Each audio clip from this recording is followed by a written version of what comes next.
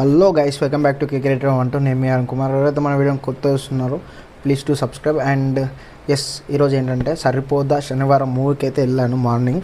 So ఈరోజు శుక్రవారం కానీ శనివారం సినిమాకి పోయినా. నాకు అక్కడ ఒక బాధాకరమైన సంఘటన ఎదురైంది. చాలా అంటే చాలా బాధ చేసింది. ఫస్ట్ ఆ థియేటర్ని అలా ఓకే క్లారిటీ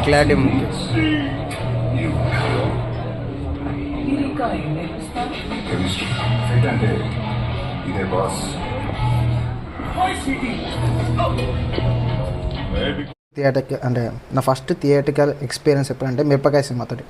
అప్పుడు థియేటర్ మొత్తం నిండిపోయింది.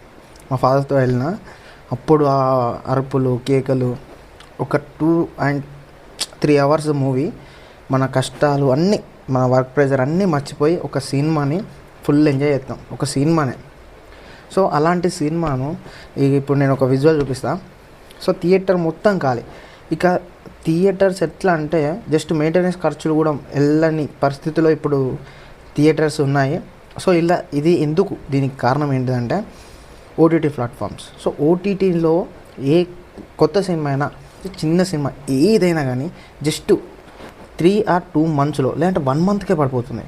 సో ప్లీజ్ ఎవరైతే మన తెలుగు ఫిలిం ఇండస్ట్రీ వాళ్ళు ఉన్నారో, సో ఈ వీడియో ఎవరైతే చూస్తున్నారో, దీంట్లో కొందరు తెలుగు ఫిలిం ఇండస్ట్రీ వాళ్ళు చూస్తారో, హోప్ ఉంది. సో ఈ విషయాన్ని అయితే షేర్ చేయండి. ఎందుకంటే మనం థియేటర్స్ని, ప్రజల్ని ఖచ్చితంగా తీసుకురావాలి. కాబట్టి ఎందుకంటే ఒక మంచి మూవీ,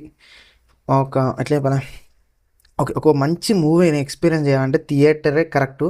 ఎందుకంటే థియేటర్లో అసలు కులం ఉండదు, మతం ఉండదు, అసలు ఇవ్వడానికి సంబంధం ఉండదు. ఒక సినిమాని 3 hours అందరూ కూర్చొని వాళ్ళు మర్చిపోయి ఒక కొత్త లోకాన్ని తీసుకుపోయేది సినిమా. సో అలాంటి సినిమా గురించి ఎంత చెప్పినా తక్కువే.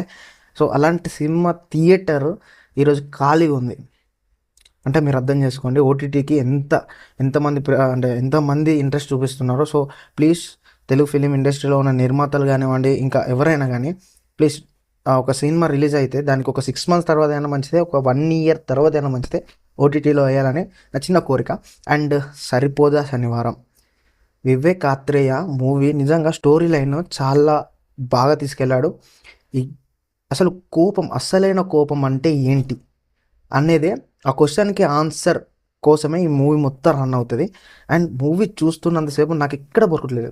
అండ్ నేను నిన్న రివ్యూస్ చూసాను, ప్రతి ఒక్కరు సెకండ్ హాఫ్ లాగ్ ఉంది అండ్ స్టోరీ కొంచెం బోరింగ్గా ఉంది అని చెప్పారు. సో నేను థియేటర్కి చూసిన తర్వాత నిజం చెప్తానా, ఎక్కడ బోర్ కొట్టలేదు. నాకైతే ఎక్కడ బోర్ కొట్టలేదు.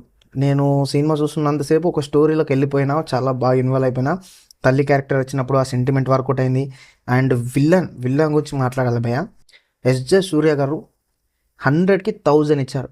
నిజంగా యాక్టింగ్ అంటే చింపి పడదొబ్బారు. అండ్ ఆయన యాక్టింగ్ తగ్గట్టే బీజిఎం, ఎక్స్పెషల్ బీజిఎం, హీరో నానికి ఎంట్రీకి ఉన్న బీజిఎం కన్నా ఎస్జే సూర్య ఉన్న బీజిఎం ఎర్రగా తీసి కుమ్మేశారు. బీజిఎం బాగుంది. సాంగ్స్ నాకు తెలిసి 2 or 3 ఉంటాయి, అవి స్టోరీలో వచ్చి వెళ్ళిపోతాయి. సాంగ్స్ పెద్ద ఏమి ఉండవు, కానీ బీజిఎం మాత్రం చింపేశాడు. ఇంకా స్టోరీ విషయానికి వస్తే మాత్రం నిజంగా అన్నీ ఉన్నాయి దీంట్లో. ఎంటర్టైన్మెంట్ ఉంది, ఎమోషనల్ ఉంది, ఫన్ ఉంది, స్టోరీ ఉంది, అండ్ లవ్ ట్రాక్ ఉంది. బాగుంది చూడడానికి. నిజంగా ఒక మంచి సినిమా నాని గారు అయితే తీసుకొచ్చారు. నాని గారి గురించి చెప్పాల్సిన అవసరం లేదు. ఆయన యాక్టింగ్ న్యాచురల్గా ఉంటుంది. అండ్ ఆయన తీసుకున్న కాన్సెప్ట్లు కూడా ఇలాంటి కాన్సెప్ట్లు ఉంటాయి. ప్రతి ఒక్క సినిమా కూడా ఇలానే ఉంటుంది. అంటే ఇలాంటి లైన్స్ కానీ బాగుంది.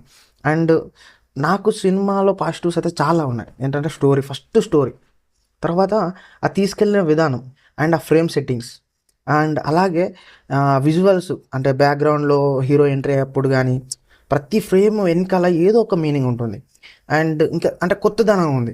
ఎక్కడ బోర్ కొట్టడం కానీ, నరేషన్ అయితే ఎక్కడ బోర్ కొట్టదు. ఒక విల్లనిజం చూపించే విధానం కానీ, అక్కడ కాన్సెప్ట్లోకి తీసుకెళ్లే విధానం కానీ చాలా అంటే చాలా క్లియర్ కట్గా ప్రతి ఒక్క సీన్ని ఎక్స్ప్లెయిన్ చేస్తారు. అండ్ ఇంకా పెద్ద పాజిటివ్ ఏంటంటే దీంట్లో బీజిఎం ఇరుగా తీసిరన్న మస్తు ఉన్నది. అండ్ అట్లనే నెగిటివ్ విషయానికి వస్తే ఆ సోకులపాలెం అనేది విలేజ్ అంతా ఒక సెట్లా అనిపించింది. అంటే ఎప్పుడు పాత మొహాలైనా సినిమాలో అవే ముఖాలు.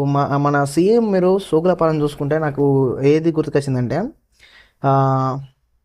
సోకులపాలెం చూస్తున్నంతసేపు నాకు ఏది గుర్తుకొచ్చిందంటే మహేష్ బాబు సినిమాలో దత్తత తీసుకుంటాడు. అది శ్రీమంతుడు సినిమాలో ఉండే వాళ్ళందరూ దీంట్లో ఉంటారు.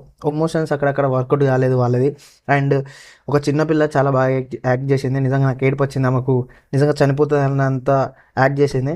సో అది నెగిటివ్ అంటే ఆ సోకుల పాలెం ఇంకొంచెం ఎమోషనల్ ఉంటే సినిమాకి ఇంకా ప్లస్ అయ్యేదేమో అనిపించింది. అండ్ ఎప్పుడు చూసే మొహాలను కాదు, కొంచెం కొత్త వాళ్ళని కూడా ఎంకరేజ్ చేయండి. Telugu film industry film makers ఖచ్చితంగా కొత్త వాళ్ళ చాలా ఇంప్రూవ్మెంట్ ఉంటుంది.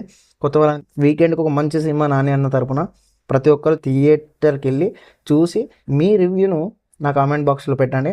అండ్ ఎస్, ఇది నా రివ్యూ కాదు, నా opinion. And thank you, by by. నేను మీ అరుణ్ కుమార్, మీరు చూస్తున్నారు కే క్రియేటర్ 1. జై హింద్.